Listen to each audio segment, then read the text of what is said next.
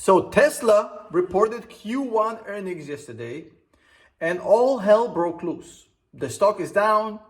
There's literally half and half. The world is now divided into two camps. People who are saying that this is the worst quarter in any company's history, and people who are saying that this is the best quarter ever, the cheerleaders and the haters. Now, I honestly cannot find a single proper video with nuanced analysis of what happened with Tesla, with the results, with what's going forward.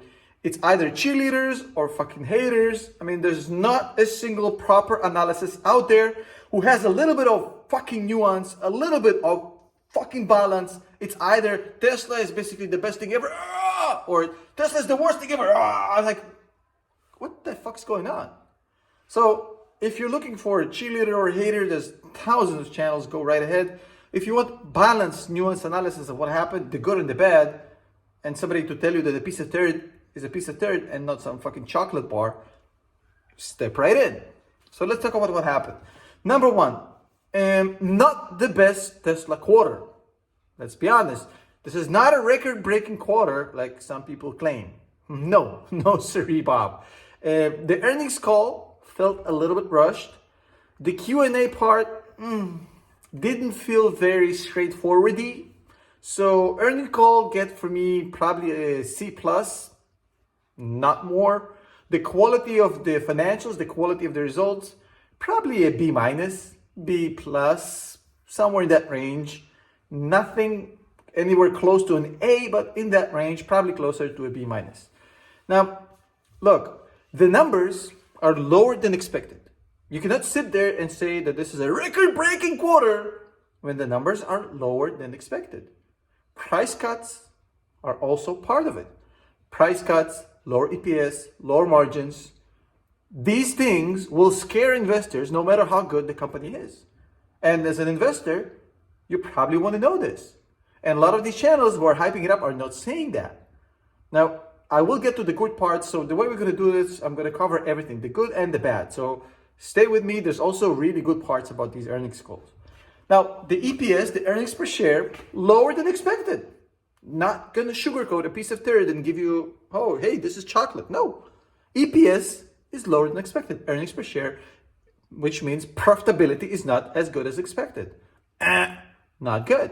However, there was a hidden gem in those earnings, which is absolutely very much excites me, which is the energy business, specifically the storage. The storage business, the energy business is doing phenomenally well. It's still relatively small, a couple of $100 million, not compares to the auto industry, but its growth, its margins, everything about it, still small, but the storage business is doing really, really well. Its trajectory, bellissimo. Now, let's talk about raw numbers here a little bit. Auto sales, give or take, a couple, right? About 20 billion as expected.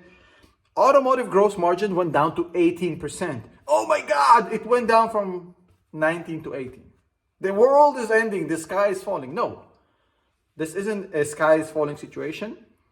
It's not good that the margins are dropping, but it's not necessarily a bad thing. I'll explain. Obviously, it's not ideal, but you have to remember two things here. Number one, at 18% gross margin, Tesla has double the margin than any other player in the auto industry, including Toyota. So, best margin in the business still. Yes, it dropped. It's not good. Still light years ahead of the pack.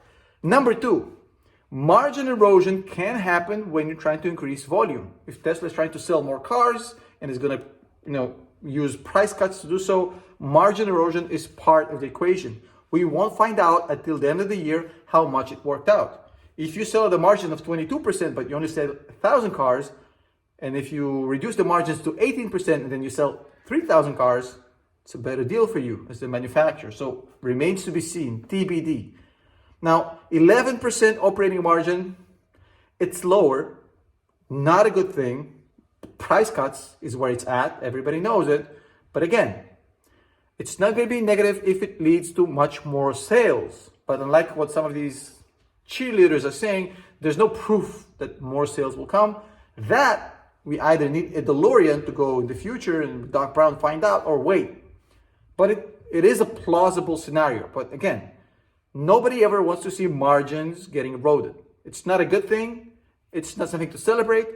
It's a very interesting gamble, which I think Tesla is rightfully doing with increasing, production and sales through the loss of margin via price cuts. But the proof is in the pudding, and that pudding ain't going to be ready till the end of the year. Okay, next, operating expenses. Normal, consistent, as usual, no drama.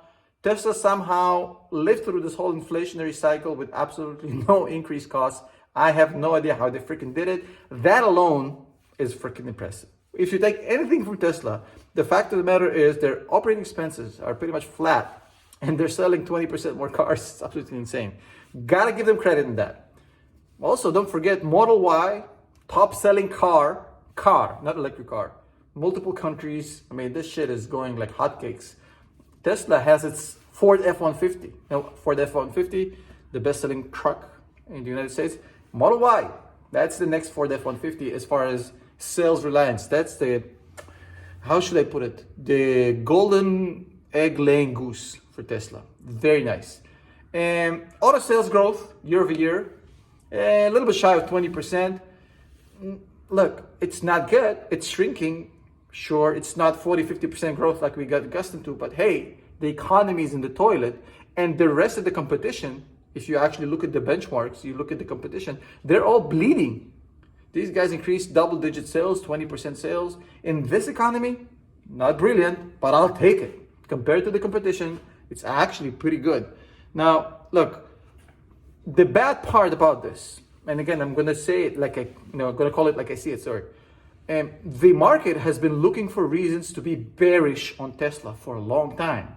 And a quarter like this gives them just enough ammunition to go at Tesla. And that's why you see price deflating, because people are looking for bearish signals for Tesla, and this is one of them.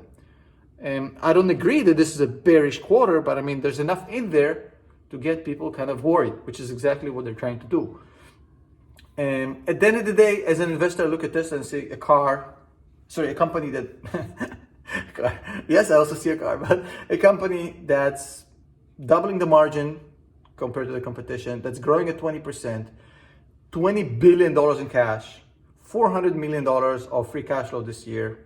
Yes, revenue growth is slowed, margins is slowed, it's not good, but hey, lots of profits, lots of cash, lots of sales, nothing to worry about. Not as good as expected. They can do better, but hey, this is not the end of the world at all. Look, you have to remember macroeconomics, they dictate this shit. Like, people don't buy cars at $40,000 when the economy is bad. So Tesla is holding up nicely. With this economy and at their price level, they're not selling a $20,000 car. They're selling expensive cars. So macro is hard. People are basically not spending as much, and they're still selling 20% more cars every year. I think there's a lot of overreaction to the margin erosion right now. Oh, the margin have dropped by 1%. Oh my God, all the analysts are losing their minds. Come on, bro. I think a lot of what people aren't really talking about is the fact that, look, Tesla consistently sells a lot of cars. And obviously, we can talk about the fact that they keep collecting more data through their FSD and through their autopilot and through their cars, which is basically a driving computer. Tesla is getting ahead of the pack as far as information, as far as data, as far as prepping the FSD. God knows when it's going to be ready. On Elon time, it probably should have been ready this year. But I mean, so much data picked up because of all the cars they're selling. Margins, again, probably not going to be as good as we got accustomed to, but hey, if their volume increases, they won't care. I think it's important here to look at the big picture, gestalt, and not at the little details, because sometimes you can look at the forest and not see the trees. Look, think about it this way. There's two options from here. Either the economy gets good and Tesla sells way more cars because people are, more inclined to buy cars when the economy is good, or the economy is bad. If the economy is bad, the first ones to get destroyed is Ford and GM. It's not Tesla. Tesla will weather any economy. So Tesla wins no matter how you kind of twist it. Yes, the earnings are not amazing, but hey, economy bad, competition dies, Tesla wins. Economy great, Tesla still outsells competition, Tesla wins. So hey, And for those of you who are that worried about margins, go Google how much money it costs to ramp up 2 factories at the same time. Talking, of course, about Berlin and talking, of course, about Texas, right? 2 factories being ramped up at the same time will not only take a toll on your margins, it will bankrupt companies. The fact of the matter that Tesla only lose like a couple % of margin because of what's going on right now with ramping up 2 factories is hella impressive. So for those of you who are looking for a cheerleading section of Tesla, how it's amazing, no, could have done better. Not the best quarter, but hey, the sky isn't falling. It's still on the same trajectory. For those who are hating on Tesla and wanted me to take a dump on it, not gonna happen. The numbers are too good. If you enjoyed this video, give your loved one a kiss. And of course, don't click nothing, don't smash nothing, don't buy nothing.